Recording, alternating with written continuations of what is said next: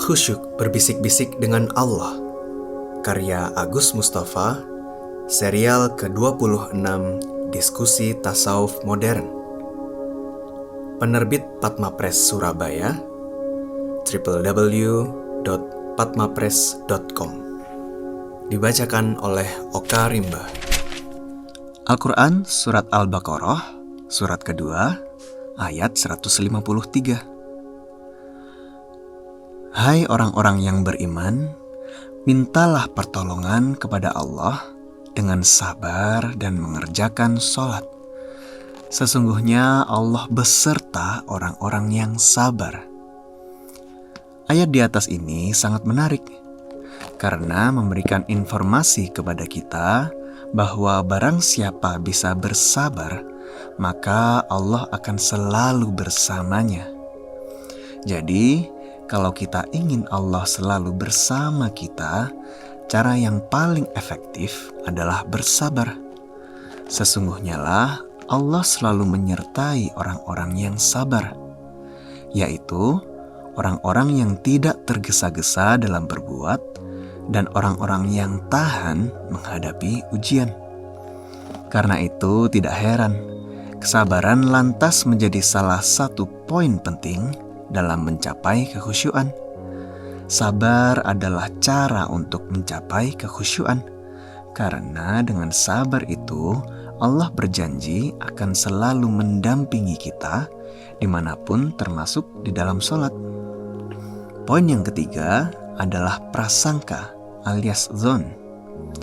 Alladzina yadunnuna annahum mulaqu rabbihim wa annahum ilaihi raji'un. Dalam ayat tersebut, Allah memberikan definisi bahwa orang yang khusyuk adalah orang yang meyakini alias memiliki prasangka baik akan bertemu Allah dalam ibadahnya maupun kelak ketika kembali kepadanya. Prasangka baik alias keyakinan inilah yang akan mengendalikan perasaan seseorang yang sedang sholat. Jika perasaannya negatif dan ragu-ragu, maka ia akan sulit untuk khusyuk di dalam sholatnya. Apalagi tak punya keyakinan, dia tidak akan bisa khusyuk. Artinya, dia tidak peduli apakah di dalam sholatnya akan bertemu Allah atau tidak. Itulah yang disebut sebagai lalai dalam mengerjakan ibadah. Ia tidak menyengaja berbuat ibadah. Ibadahnya asal-asalan, menggelinding apa adanya, tidak pernah dievaluasi, tidak pernah ada keinginan untuk meningkatkan, tidak dipedulikan.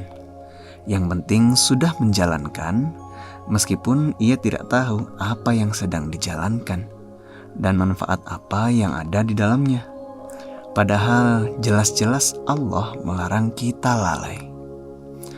Al-Quran Surat Al-A'raf, surat ke-7, ayat 205. Dan sebutlah Tuhanmu dalam hatimu dengan merendahkan diri dan rasa takut, dan dengan tidak mengeraskan suara di waktu pagi dan petang hari.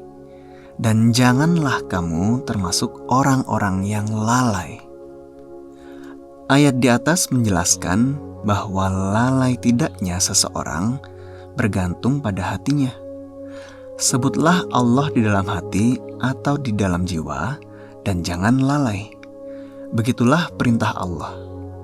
Artinya, kita diajari untuk mempertahankan zikir dalam hati atau jiwa secara terus-menerus.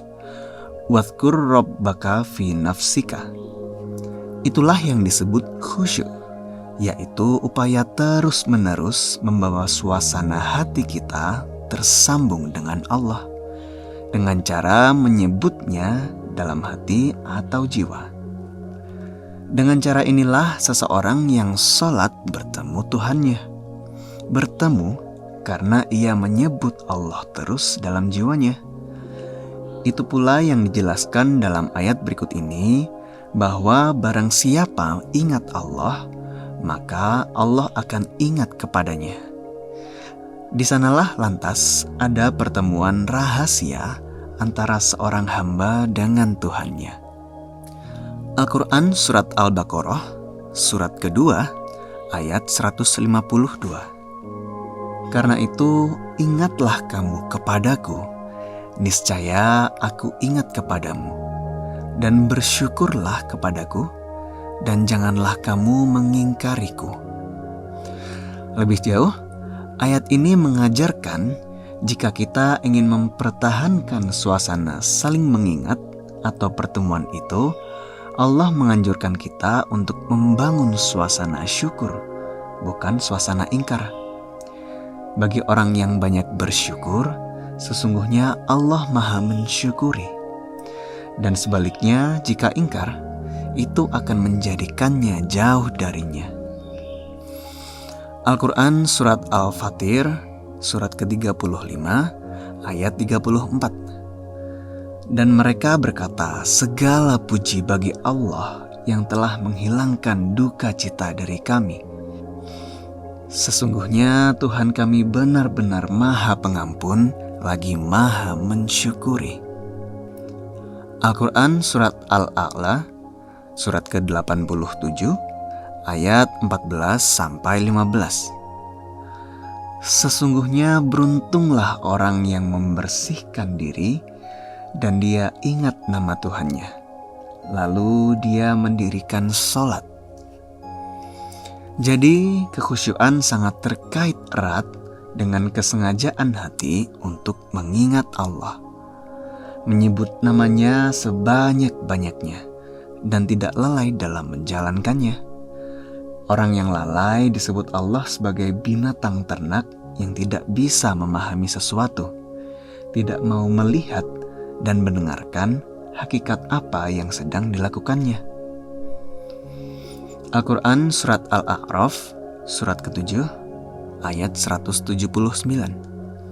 Dan sesungguhnya kami jadikan untuk isi neraka jahanam kebanyakan dari jin dan manusia. Mereka mempunyai hati, tetapi tidak dipergunakannya untuk memahami. Dan mereka mempunyai mata, tidak dipergunakannya untuk melihat. Dan mereka mempunyai telinga, tidak dipergunakannya untuk mendengar. Mereka itu bagaikan binatang ternak. Bahkan mereka lebih sesat lagi. Mereka itulah orang-orang yang lalai. Selain ketidaksengajaan, lalai juga disebabkan oleh tergodanya perhatian kita kepada suatu kesenangan alias hobi. Begitu hobinya kita terhadap sesuatu, sampai membuat kita lupa kepada Allah. Bisa bermakna lupa untuk sholat, ataupun lupa Allah di dalam sholat. Hal itu diceritakan Allah dalam ayat berikut ini, yang bercerita tentang lalainya Nabi Sulaiman untuk mengingat Allah karena hobi bermain kuda. Al-Quran Surat Shad, surat ke-38, ayat 32. Maka ia berkata, sesungguhnya aku menyukai kesenangan terhadap barang yang baik, dalam kurung kuda, sehingga aku lalai mengingat Tuhanku, sampai kuda itu hilang dari pandangan. Sengaja ataupun tidak, tetap saja itu adalah sebuah kelalaian. Dan kelalaian akan menyebabkan kita sulit untuk bertemu Allah di dalam sholat kita atau ibadah apapun yang kita lakukan.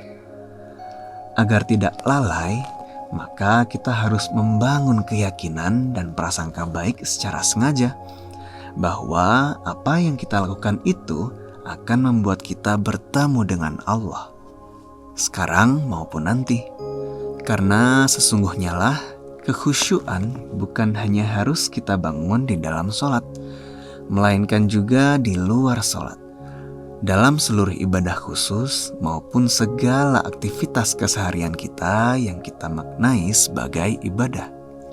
Kuncinya adalah hati yang tersambung terus kepada Allah, berzikir dan menyebut namanya dalam hati atau jiwa, dan mempertahankannya dalam segala aktivitas yang kita jalani sepanjang waktu yang kita lalui. Al-Quran Surat Al-Isra, surat ke-17, ayat 109. Dan mereka menyungkur atas muka mereka sambil menangis, dan mereka bertambah khusyuk. Atau ayat di bawah ini yang menceritakan kisah Nabi Zakaria yang berdoa dengan khusyuk kepada Allah, bermohon dikaruniai anak. Dan kemudian Allah mengaruniakan Yahya kepadanya. Lantas Allah menyebutnya sebagai orang yang khusyuk kepada Allah. Artinya, bukan hanya saat berdoa Nabi Zakaria khusyuk, melainkan dalam seluruh aktivitas kesehariannya, beliau menjalaninya dengan khusyuk. Al-Quran Surat Al-Anbiya, surat ke-21, ayat 90. Maka kami memperkenankan doanya, dan kami anugerahkan kepadanya Yahya, dan kami jadikan istrinya dapat mengandung.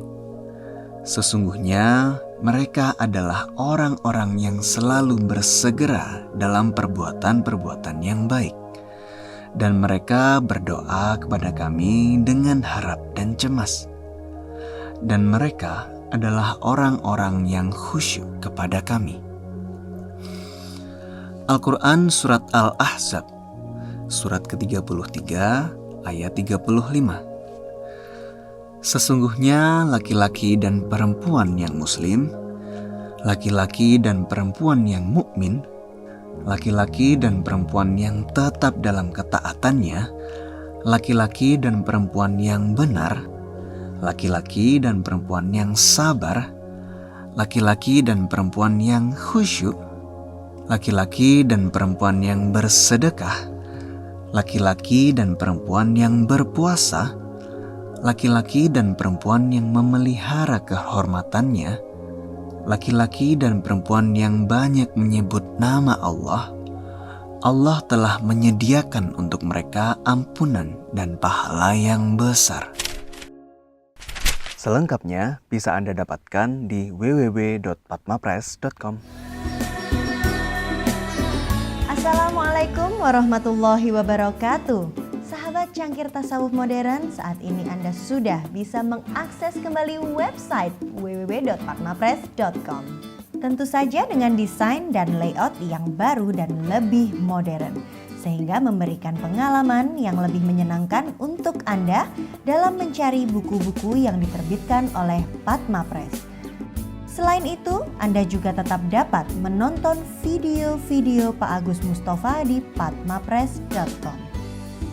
Mau tahu apa saja buku karya Pak Agus Mustafa yang sudah menjadi materi di video-videonya? Mampir yuk ke www.patmapress.com.